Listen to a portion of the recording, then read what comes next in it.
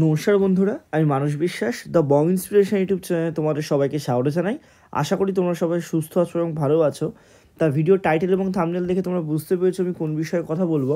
তা কালকে WP constable and lady constable 2024-এর ভ্যাকান্সি বেরোনোর পর থেকে তোমরা অনেকেই কিন্তু আমাকে জিজ্ঞাসা করেছিলে এবং তোমরা আমাকে ফোন করেছিলে যে দাদা ভ্যাকান্সি বেরোনোর তো কথা ছিল 12,000, তা ভ্যাকান্সি সেখানে সব মিলিয়ে 10,255টা কেন বেরোলো, তোমার কি ভ্যাকান্সি আরও ইনক্রিজ হবে?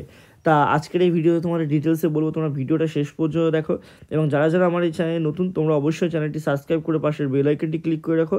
তোমাদের সমস্ত আপডেট কিন্তু আজকে আমার এই ভিডিওতে দেবো, তোমরা সমস্ত কিছু কিন্তু জানতে পারবে এবং অবশ্যই Telegram channel the Bong inspiration অফিসিয়ালও তোমরা কিন্তু যুক্ত থাকো, সেখানেও কিন্তু আমি অনেক কিছু বলবো।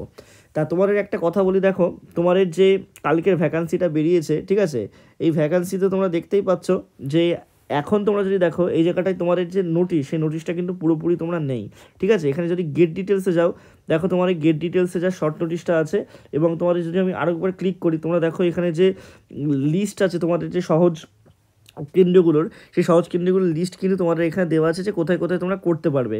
তোমরা যদি ডব্লিউপি কনস্টেবলের একদম 2024-এর লিস্টে যাও, তোমরা দেখতেই পাবে এখানে কিন্তু সমস্ত ডিটেলস তোমাদের নেই, সরিয়ে নিয়েছে।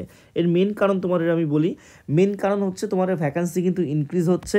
তোমাদের যেমন 8,400 মেল কনস্টেবল এবং তোমাদের 3,600 ফিমেল কনস্টেবল, এটাই তোমাদের কিন্তু হবে, অর্থাৎ 12,000 শূন্য পদে তোমাদের কিন্তু বিজ্ঞপ্তিটা বেরোতে চলেছে। তা তোমরা যদি একদম হোমে যাও, হোমে গেলেও তোমরা দেখতে পারবে এখানে কিন্তু তোমাদের যে ডব্লিউপি কনস্টেবলের একদম আসল যে লিস্টটা, সেই লিস্টটা তোমাদের কিন্তু এই জায়গাটায় সমস্ত কিছু নেই, ঠিক আছে। তাই এটা কিন্তু তোমাদের চলে আসবে, তোমরা অনেকেই আমাকে জিজ্ঞাসা করছিলে। তাই এখানে দেখো নোটিশ দেওয়া আছে এবং সহজ ডিটেল যে লিমিটেড সেটার ইয়েই দেওয়া আছে। তাই এটা নিয়ে কেউ টেনশন করো না, সবাই সুস্থ থেকো, ভালো থেকো, ধন্যবাদ।